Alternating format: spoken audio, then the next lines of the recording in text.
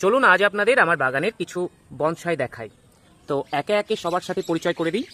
এটা হচ্ছে কৃষ্ণচূড়ার বনসাই, যেটা আমি বীজ থেকে করেছিলাম, এখনও ফুল আসেনি, বয়স মোটামুটি 4 বছর।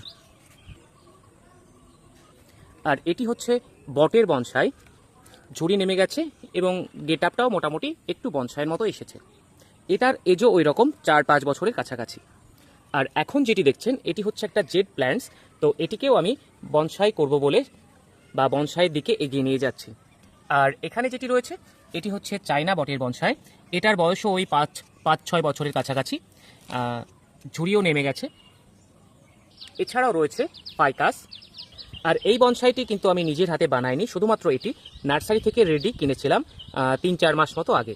আর এই অশ্বত্থটিকেও বনসাইয়ের জন্য প্রস্তুত করা হচ্ছে। দেখতে পাচ্ছেন নিচে একটা ইটের টুকরো দেওয়া হয়েছে এবং তার উপরেই শেকড় বিছিয়ে চলছে। এবং তারপর রয়েছে এটি হচ্ছে ঝাউয়ের বনসাই। এটিও কিন্তু খুব সুন্দর। ওয়ারিং করা হয়েছিল, এখন ওয়ারিং খুলে দেওয়া হয়েছে।